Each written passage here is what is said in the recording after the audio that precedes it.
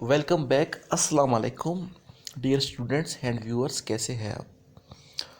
Dear student, आज का हमारा टॉपिक है नर्वस सिस्टम। ठीक है, नर्वस सिस्टम का मीनिंग क्या होता है? ठीक है, नर्वस सिस्टम कहते हैं निज़ाम अस्बी को। ठीक है, जिसमें खुलियों का एक वसी जाल होता है।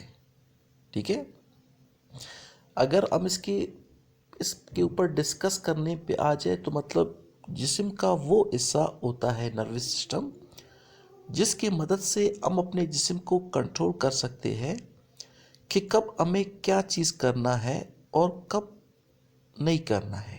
ठीक है, ये हमारा नर्वस सिस्टम, ठीक है, डिसाइड करता है। अगर आपसे कोई पूछे कि नर्वस सिस्टम होता क्या है, न्यूरॉन से मिलकर, ठीक है, हमारा नर्वस सिस्टम बनता है। ठीक है, तो कुछ जो है ना, मैं आपको नर्वस सिस्टम के बारे में, न्यूरॉन सेल्स के बारे में इंटरेस्टिंग फैक्ट्स भी आपको बताना चाहता हूँ। ठीक है, neurons the largest cell in the human body up to 100 centimetre. ठीक है, न्यूरॉन सेल, ठीक है, इंसानी जिस्म में क्या होता है, लार्जेस्ट सेल होता है। ठीक है, जो अप टू 100 सेंटीमीटर होता है।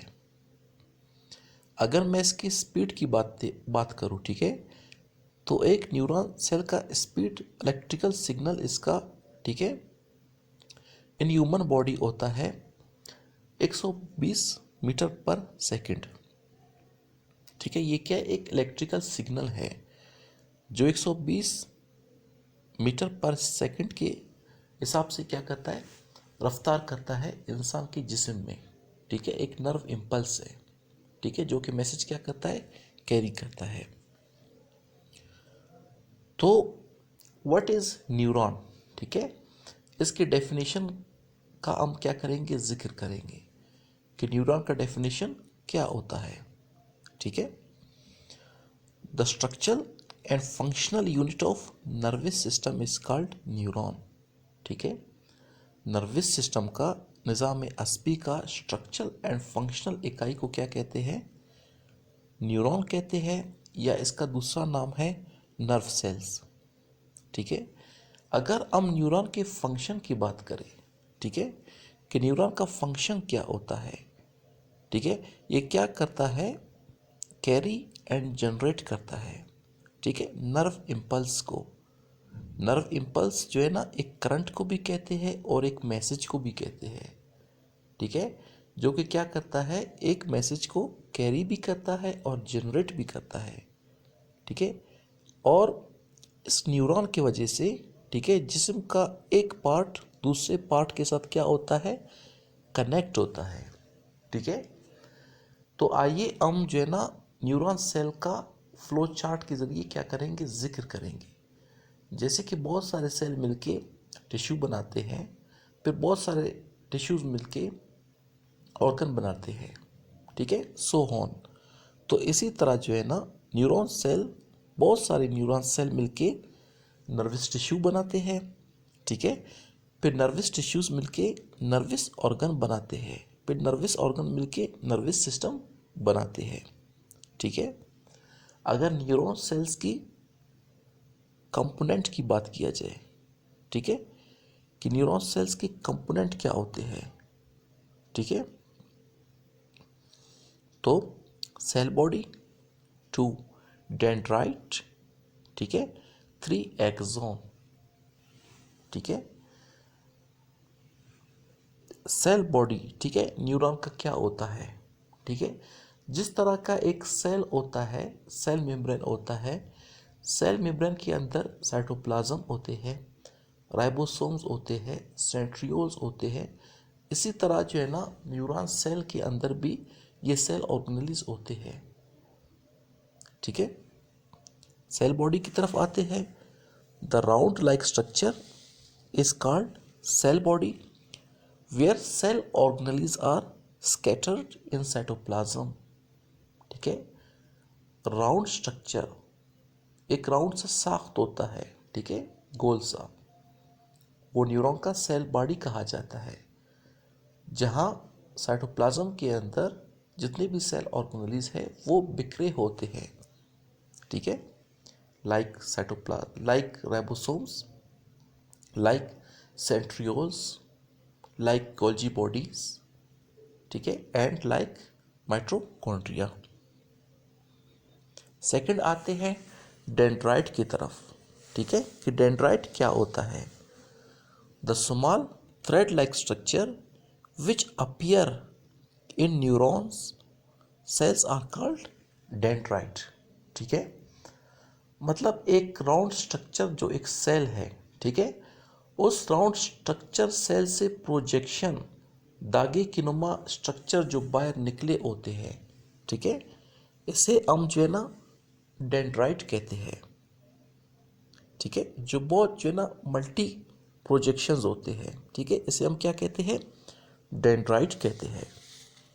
आते हैं एक्सॉन की तरफ, third component of neuron cell.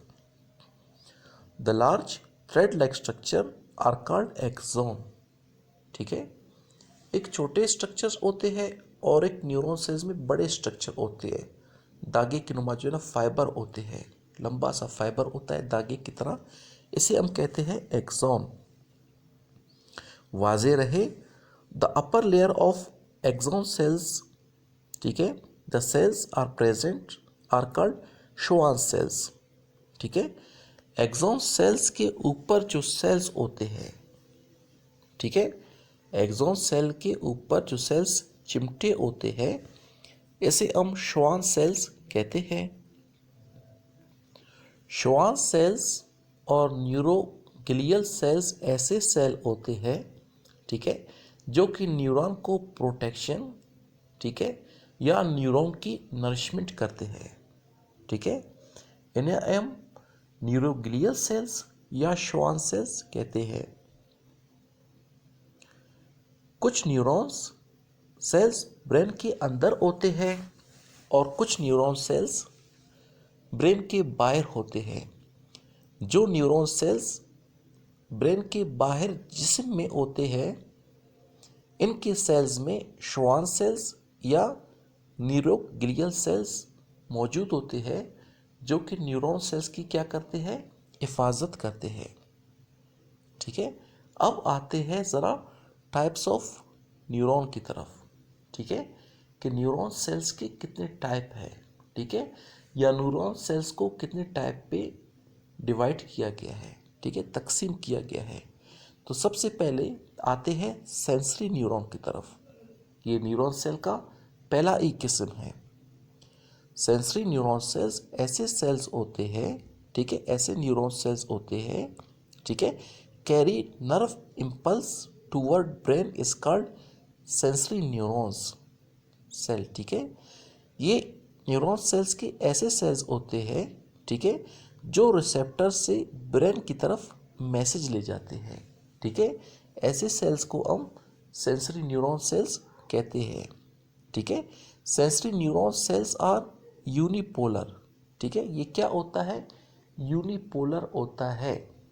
Unipolar से मुराद एक सेल और एक सेल से निकला हुआ एक ही प्रोजेक्शन, ठीक है, एक ही दागा नुमा स्ट्रक्चर, ठीक है, इसे हम क्या कहते हैं, यूनिपोलर, ठीक है।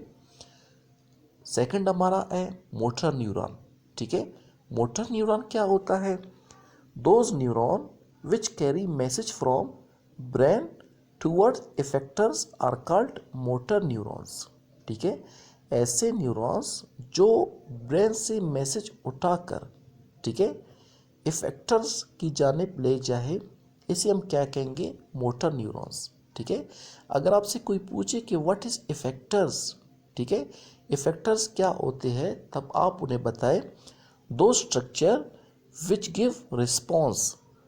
ये ऐसे कुछ स्ट्रक्चर्स होते हैं जो बदले में क्या करते हैं, रिस्पॉन्स देते हैं, ठीक है। मिसाल के तौर पर हम अपने दिमाग में सोचते हैं, ठीक है, कि हम अपने मसल को क्या करें, कंट्रैक्ट करें, ठीक है, तो हमारा मसल क्या हो जाएगा, कंट्रैक्ट हो जाएगा, ठीक है, हमारे हुक्म के ताबे, ठीक है। या कुछ ग्लैंड्स हैं, ठीक है, जो क्या करते हैं, रिस्पॉन्स देते हैं ठीक है। तो ऐसे स्ट्रक्चर्स को हम लोग क्या कहते हैं, इफेक्टर्स, ठीक है। और मोटर न्यूरॉन क्या होता है, मल्टीपोलर होता है, ठीक है। मतलब एक सेल के बाहर से निकले हुए बहुत सारे प्रोजेक्शंस, ठीक है, थ्रेड लाइक, ऐसे न्यूरॉन को हम लोग कहते हैं मोटर न्यूरॉन, ठीक है। थर्ड एंड लास्ट वन, ठीक है, एसोसिएटिव न्यूरॉन और इंटर न्यूरॉन, ठीक है। इसे हम एसोसिएटिव न्यूरॉन भी कहते हैं और इंटर न्यूरॉन भी कहते हैं, ठीक है। यहाँ पे हम एसोसिएटिव न्यूरॉन और इंटर न्यूरॉन के लिए 3 पॉइंट्स डिफाइन करेंगे, ठीक है। Number 1, those types of neurons are present inside the brain and spinal cord, ठीक है। इंटर न्यूरॉन्स ऐसे न्यूरॉन्स होते हैं, ठीक है, जो कि दिमाग और स्पाइनल कॉर्ड में पाए जाते हैं। Number 2, received messages, analyse messages and then order, ठीक है। ये ऐसे न्यूरॉन्स होते हैं जो कि बाहर से मैसेजेस को क्या करते हैं, रिसीव भी करते हैं, ठीक है। उन मैसेजों को एनालाइज भी करते हैं, मतलब उन्हें पढ़ते भी हैं, ठीक है। और अपने मुताबिक क्या करते हैं, उन्हीं मैसेजों को कमांड भी देते हैं, ठीक है। ऐसे न्यूरॉन्स कौन से न्यूरॉन्स होते हैं, मोटर न्यूरॉन या एसोसिएटिव न्यूरॉन, ठीक है। थर्ड लास्ट पॉइंट, ठीक है, these are present between sensory neuron and motor neuron, ठीक है। इंटर न्यूरॉन्स या एसोसिएटिव न्यूरॉन ऐसे न्यूरॉन्स होते हैं, ठीक है, जो कि सेंसरी न्यूरॉन और मोटर न्यूरॉन के बीच में पाए जाते हैं, ठीक है। डियर स्टूडेंट, ये था हमारा टॉपिक, ठीक है, जिस चैप्टर का नाम है नर्वस सिस्टम, ठीक है, या कोऑर्डिनेशन, ठीक है। और ये चैप्टर जो है ना, ख़ास कर बलूचिस्तान बोर्ड से, ठीक है, मैंने क्लास 8 वालों के लिए बनाया है, ताकि वो अपने लेक्चर को अच्छी तरह से पढ़ ले, ठीक है। और ये जो कुछ पॉइंट्स है इसमें इम्पोर्टेंट, उनको अपनी कॉपी में नोट डाउन कर ले, ठीक है। डियर स्टूडेंट एंड व्यूअर्स, अगर आप हमारे चैनल पे न्यू हैं तो प्लीज़ हमारे चैनल को सब्सक्राइब करें, ताकि वक्त बर वक्त, ठीक है, ऐसे नोटिफिकेशन या वीडियोस आपके पास पहुंचते रहे, ठीक है, और आप इनसे फ़ायदा उठाते रहे। तब तक के लिए अपने बायोलॉजी के टीचर जुल्फ़कार खान को इजाज़त दीजिए। फ़ी अमानिल्लाह।